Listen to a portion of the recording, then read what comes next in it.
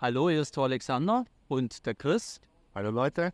Wir beraten zum Auswandern und wir sind immer noch in der Dominikanischen Republik unterwegs. Das dauert hier wahrscheinlich ein bisschen länger. Und wir haben jetzt einen interessanten Gast, der heißt Mr. T vom Educated Traveler. Erzähl mal ein bisschen was zu ihm. Ja, Tony ist einer der härtesten Umsetzer. Alles, was gegen das System ist, er war sehr stark ausschlaggebend für den Bereich Sosua Kabarette, dass die Leute die Maske nicht akzeptiert haben im Zeitlauf der Pandemie und sonstiges auch, aber werdet ihr gleich mehr hören, wenn wir ein Interview haben. Also bleibt dran, bis gleich.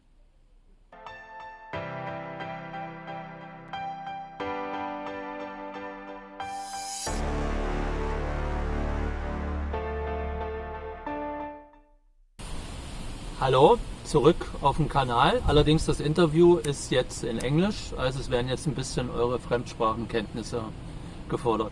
Hallo, Mr. T. Hello, how are you? I'm alive. Hello everyone. Okay, we are here now. Where we are now? Rancho, Hotel El Rancho in Sosua, In Sosua. North Coast, Dominican Republic. Aha, in the Caribbean. Yeah, See. Okay, and you are living here? 15 plus years. 15 plus years. Okay. Running a YouTube channel like yourself. Ah, okay. If I may give myself a shout out. Yes, you Since can I'm do a little donating bit this interview. advertising for you. Educated Traveler, you can check me out. So I preempt questions people have from overseas. Yeah. Okay, wir können das unten in den Shownotes in der Videobeschreibung verlinken. Okay, and what's the topic of your YouTube channel? It's all about traveling, relocating to Dominican Republic or the Caribbean as an option, and all the different places here, culture.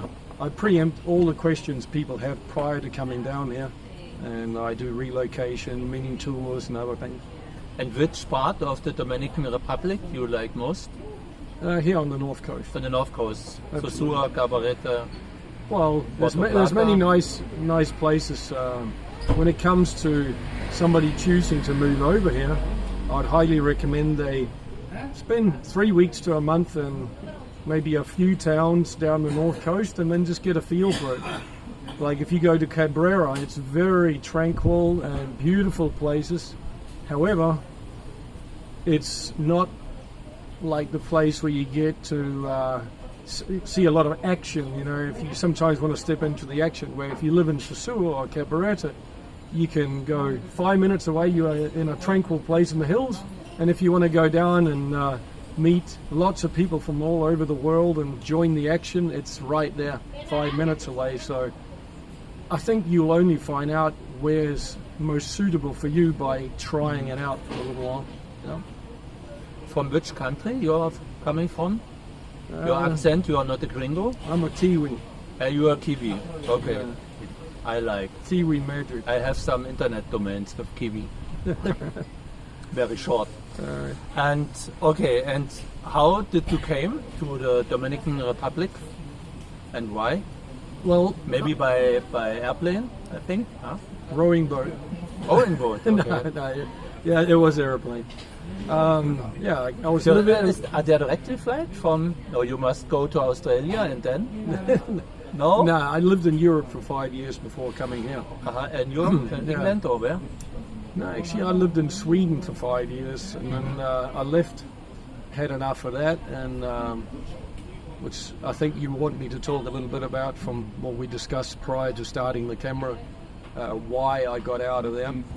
I don't like over-regulated countries, and when taxation becomes a sport, when controlling people becomes a sport, then you're not living as a free sovereign human being. You are a slave in the matrix, so to speak, and that's probably why they made the movie as well, just to tell us what they're doing in advance to feel better about themselves. But yeah, so Dominican Republic, for those who want to check that out, it offers a lot more freedoms, but it has its own sides to it that we got to wrestle with. But definitely you can you can structure your life here to kind of do what you want, when you want, how you want, the way you want, as long as you don't step on other people's toes. You can live very free, have your own solar system, your own water, your own property, no letter boxes. Yeah, so a lot of good things. You take your stuff, your things, your belongings, and came to here and stay, or did you come to here to vacation and fly back? And Yeah, I had a 3-week vacation 1 year prior to moving here.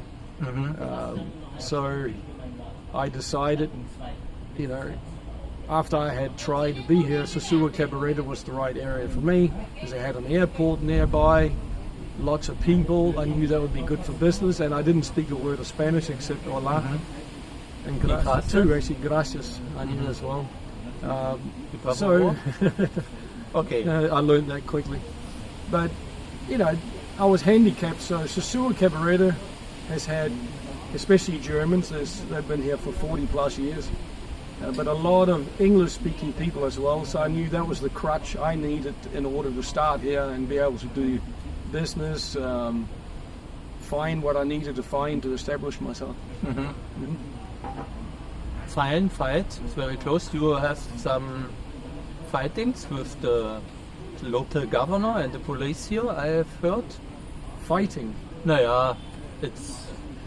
I mean, we had discussion. the biggest scam launched on us. I call it COVID-19, and we call it pandemic. Yeah, the pandemic. So yeah, I've been very active, just speaking out the truth. There's many ways of fighting. The enemy of corruption is exposure. So I've plastered the whole region with stickers like this, and there's like 60, 70 different types of stickers we've plastered all the way down the north coast, just to wake people up. Don't fall for this crap. Stay normal. Don't wear face nappies. Don't put Bill Gates's kill jab into your body. Even in a severe car accident, it's very hard for a foreign element to enter our bloodstream.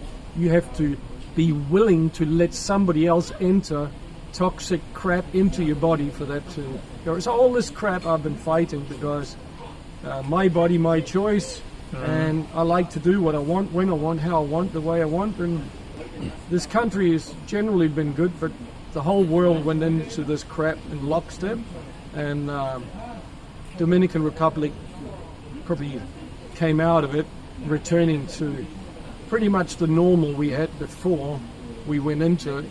And I think that's because Dominicans by nature like to do what they want. You can tell them for 3 decades, take your put your helmets on, but 95% of them still drive without a helmet on. They'll run red lights. It's too hot. It's too hot to wear a face nappy or a helmet. So that's what I love about Dominicans. They're quite sovereign people by nature, and that gives me, as a very libertarian spirit, the opportunity to live a freer life. From which money do you live here? From your YouTube channel? No. Well, whenever I meet people who say I'm retired, I just say I'm tired.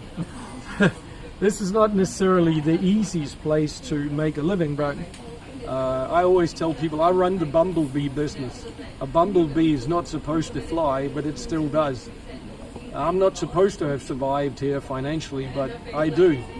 But it has a lot to do with me approaching companies, people, and over time I've added a few different services that kind of fall under the same umbrella, with communication, relocation, consultancy, tours.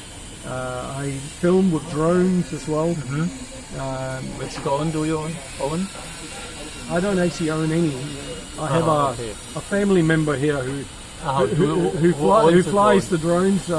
There's a race drone. There's what's it called? Gosh, I can't even remember the name. Mind blank. It'll come to me in a second. Mavic Pro 2 or something. Anyway, Mavic Air DOS. So we go out and film land and properties and other things, boat parties or whatever people they want us to film. So when you live on an island, it's about supply, like everywhere, supply and demand. But tourist makers or new expats, they have certain things they're looking for, and if you can supply that, you can tap into that money. But the best money you can make here is nothing. If you can bring money and you can live off that money you bring, that's much better. What's the best money? Money from overseas. I'm going to give you an analogy I invented called the Mack truck analogy. Imagine making money is filling a truck with nuts. In many of the sophisticated countries, you fill it with coconuts. Here it's peanuts. So if you want to work for the euro or the dollar, it's better that you set up an income stream from overseas, or you work online from down here. But tapping into this marketplace and trying to become wealthy, well, good luck. I don't see too many people pull that off, including myself.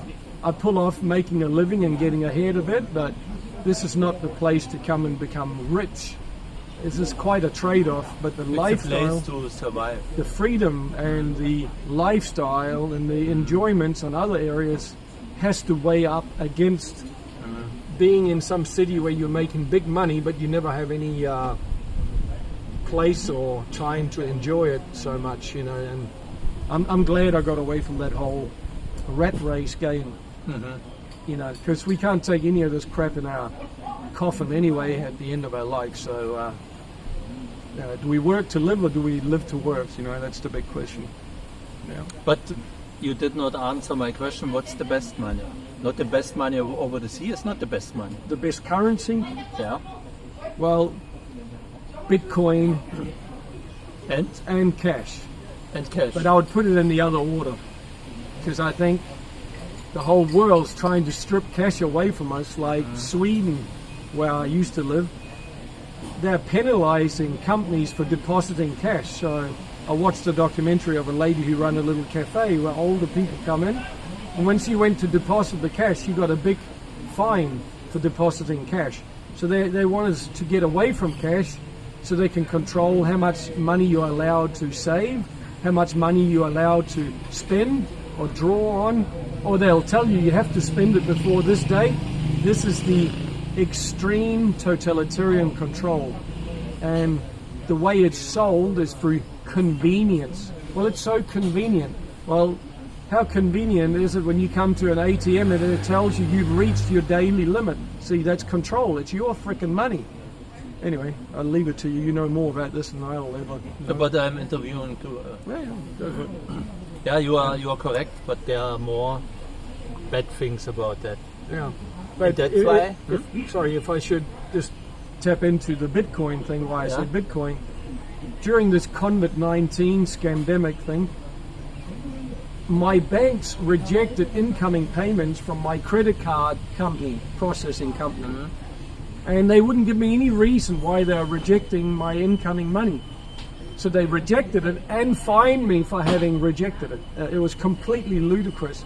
So I contacted the merchant company and said, could you pay me out, say, by Bitcoin? And this was a company from France, and they said, yeah, sure. So I started receiving my money in Bitcoin. And then I went to this really nice guy in Puerto Plata who could change it into to cash for me. Guy? Sitting behind the camera here. The other one. Chris. Okay. I don't So anyway. Every time a pleasure to serve you. Anyway, so yeah, Bitcoin was very handy, and I've also been able to receive and pay by Bitcoin privately, where you cut out the middleman. Well, I hope so. Anyway. Which wallet do you use? I think there's two. Lightning is for the smaller stuff, and then you have Trust Wallet. Yes, I have it too. Yeah. But there are a lot of other, that's why I am asking. Okay, then thank you for taking time for our interview. You're welcome. I wish you good luck and much experience and much joy and alegría in Espanol. If I can just throw in one last thing. Don't come down here and try to figure it all out yourself. You know, the safest way to cross a minefield is by following somebody else's footsteps. So hire him as a consultant or his friend who's here with him, because they can save you a lot of time, a lot of hassle, and a lot of money. You pay a small fee. What do they say? An ounce of prevention is better than a pound of cure. Muchas gracias. De nada. All the best. Happy travel. Also bleibt dran, wenn euch das Video gefallen hat, abonniert den Kanal. Bis zum nächsten Mal.